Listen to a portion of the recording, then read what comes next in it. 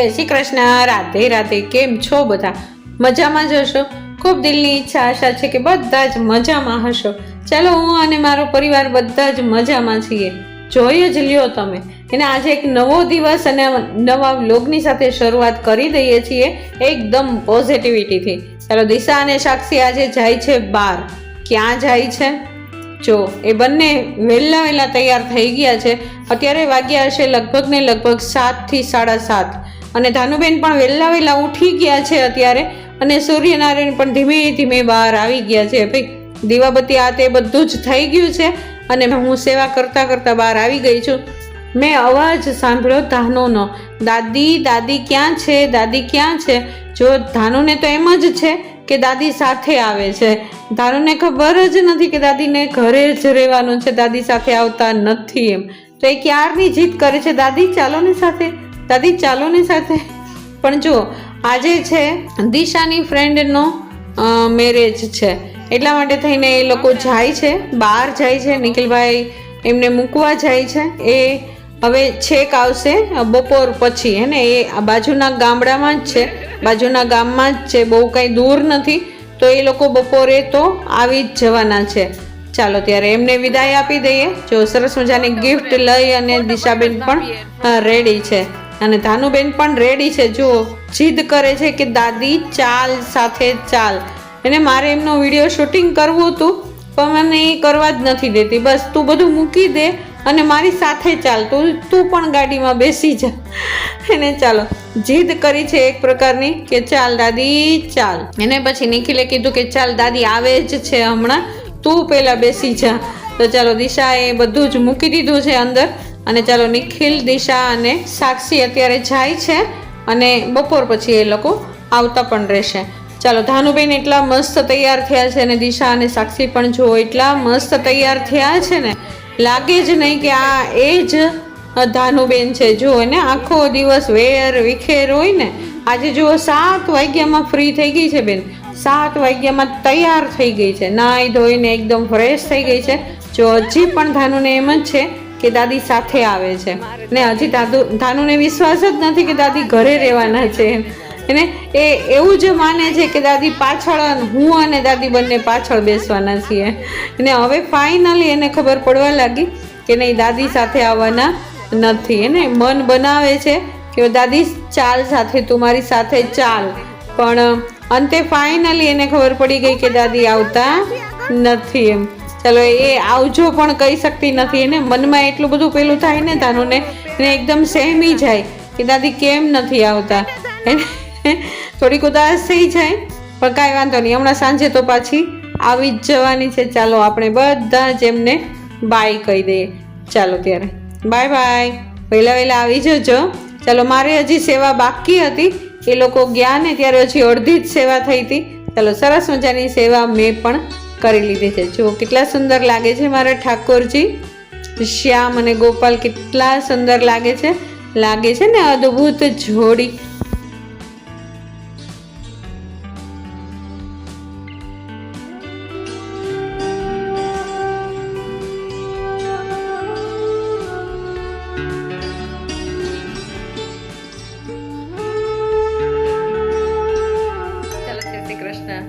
ચાલો ત્યારે હવે કામની શરૂઆત કરી દઈએ. અત્યાર સુધીમાં મારી સેવા સરસ મજાની થઈ ગઈ.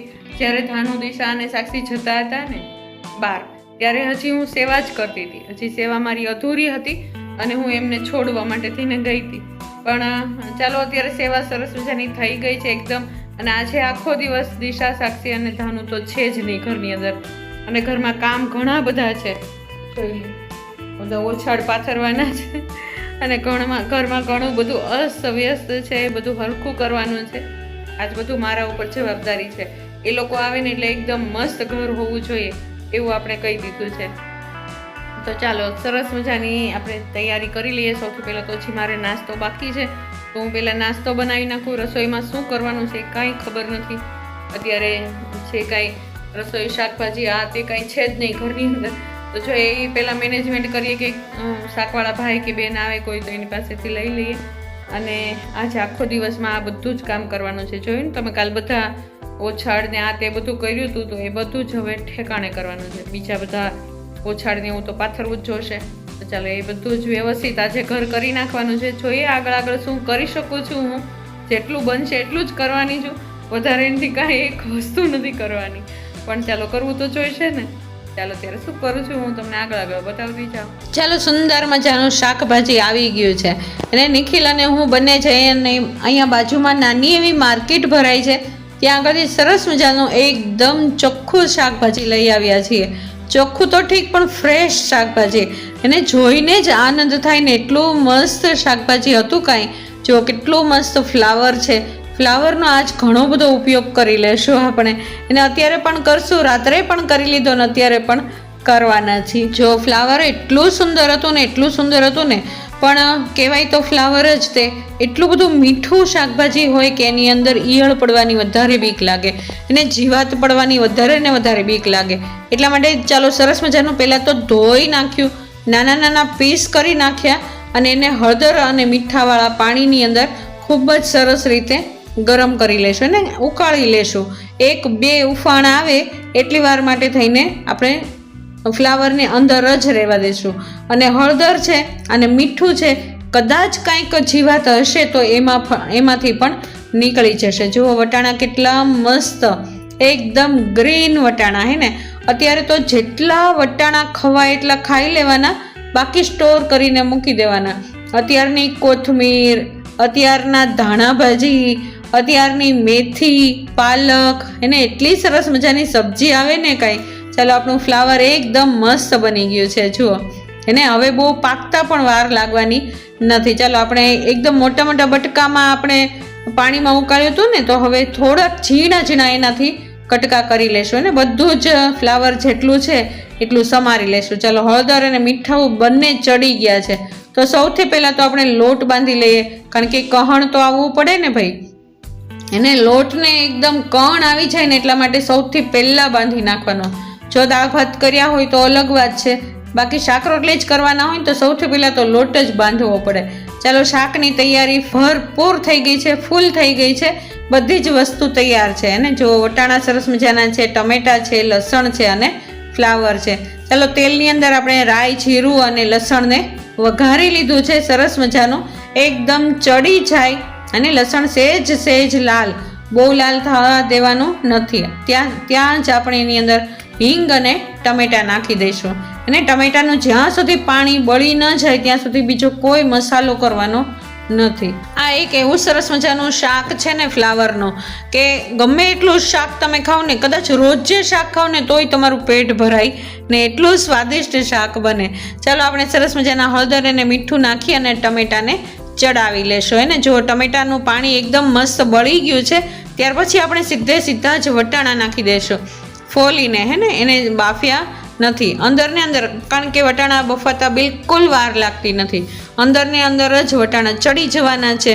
અને સાથે આપણે ચોખ્ખાઈનું પણ ધ્યાન રાખતા છીએ.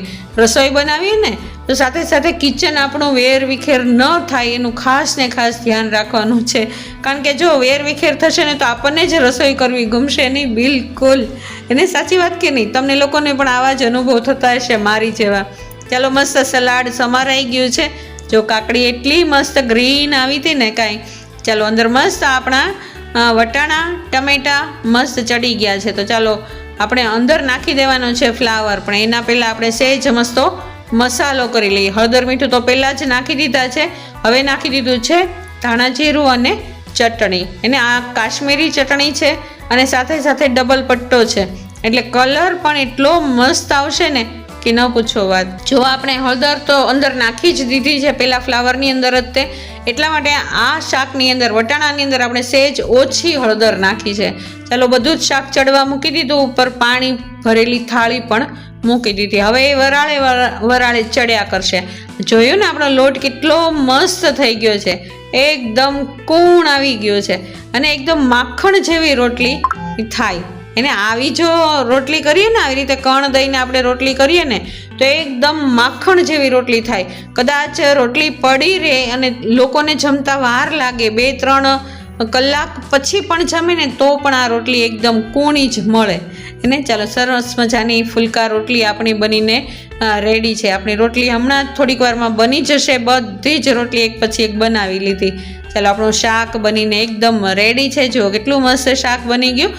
કલર તો એટલો મસ્ત આવ્યો છે ને. આપણું સલાડ પણ તૈયાર છે અને ગરમા ગરમ રોટલી પણ તૈયાર છે એને. અને કાલ બનાવ્યો તો હલવો, એ આપણે તો જોયું જ તે મસ્ત ગાજરનો હલવો છે. સાથે સાથે એકાદું સ્વીટ તો હોવું જ જોઈએ. ચાલો આપણી થાળી એકદમ મસ્ત રેડી છે. ચાલો થાળી બનીને એટલે સૌથી પહેલાં તો મેં જમી લીધું, કારણ કે નિખિલ કિશનને આવતા ઘણી બધી વાર લાગવાની છે, એટલા માટે સૌથી પહેલાં મેં જમી લીધું ભાઈ. કારણ કે ગરમા ગરમ હોય અને દવા લેવાની હોય ને તો સૌથી પહેલાં તો હું જમી જ લઉં, અને આજે કોઈની તો રાહ જોવાની જ નથી. ચાલો મેં જમી લીધું ને એટલે કિચન રાહ જોતું હતું. એને જુઓ કેટલું વેર વિખેર થઈ ગયું છે. તો આ વેર વિખેર કિચનને મેં બિલકુલ સામું જોયા વગર હું જમવા બેસી ગઈ હતી. ચાલો મસ્ત એવી ચપટી વગાડી દીધી. કેટલું સરસ મજાનું સુંદર એવું કિચન તૈયાર થઈ ગયું છે. કાંઈ જોયું ને હમણાં કેવું હતું અને કેવું બની ગયું. બેસ્ટ. એને આવું કિચન હોય ને તો થઈ જાય મનને એકદમ શાંતિ. ચાલો દિશા અને સાક્ષી આવી ગયા છે ફાઇનલી મેરેજમાંથી. એ લોકોનું કામ સરસ રીતે પતી ગયું છે અને નિખિલ એમને જઈને લઈ આવ્યો છે. બાજુમાં જ ગામડું હતું તો ત્યાં જઈને લઈ આવ્યો હતો. અને આજે અમસ્તા પણ રજાનો દિવસ હતો તો બંને ભાઈઓ ફ્રી પણ હતા. ચાલો બંને આવી અને જમી લીધું. મેં તો પહેલાં જ જમી લીધું છે. દિશા અને સાક્ષી ધાનું ત્રણેય જમીને આવ્યા છે. ચાલો થોડુંક મસ્ત વધારાનું કામ હતું, બાકી અત્યારે કામ બધું જ થઈ ગયું છે. ચાલો કપડાં પણ બધા જ સૂકવી દીધા છે, હજી સુકાણા નથી, એ સાંજે લેવાના છે. અને ધાનુબેન એટલા કામઢા થઈ ગયા છે ને કે ન પૂછો વાત. આ સમયે દિશા અને સાક્ષીને એટલી નીંદર આવતી હતી ને તો ક્યારની કહેતી હતી કે ચાલ ધાનુ ચાલ સૂઈ જઈએ, થોડીક વાર માટે સૂઈ જઈએ. પણ ધાનુબેનને સૂવું હોય જરી કે વિચાર કરો, એને કેટલું કામ હોય. એને બધા જ કુંડાને પાણી પાઈ દેશે ને ત્યારે બેનને શાંતિ થશે. દિશા ક્યારની સાથ પાડે છે કે ચાલને બેન થોડીક વાર માટે સૂઈ જઈએ, ચાલને બેન થોડીક વાર માટે સૂઈ જઈએ. પણ નહીં, ધાનુને તો ઝાડ છોડને પાણી પાવાની એટલી મજા આવે ને કાંઈ ન પૂછો વાત. અને મને આમ અંદરથી એકદમ શાંતિ ને સંતોષનો અનુભવ થાય કે કદાચ હું આઘી પાછી હોઈશ ને તો ધાનુબેન આ કામ સંભાળી લેવાની છે ભાઈ. ચાલો દિશા અને સાક્ષીએ તો હવે ધાનુને ધમકી જ આપી દીધી કે જો તારે ન આવવું હોય ને તો કાંઈ વાંધો નહીં, અમે જઈએ છીએ. તારે સૂવું હોય ને તો તું તારે દાદી પાસે સૂઈ જજે જા. ચાલો ત્યારે આવો રહ્યો અમારો આજનો દિવસ, અત્યાર સુધીનો દિવસ. તમને કેવો લાગ્યો અમારો આજનો દિવસ? જો તમને આ વ્લોગ ગમ્યા હોય તો જરૂરથી લાઈક, શેર અને સબસ્ક્રાઈબ કરી દેજો. કાલ નવા વ્લોગમાં ફરી વખત પાછા મળશું. ત્યાં સુધી જય શ્રી કૃષ્ણ, રાધે રાધે.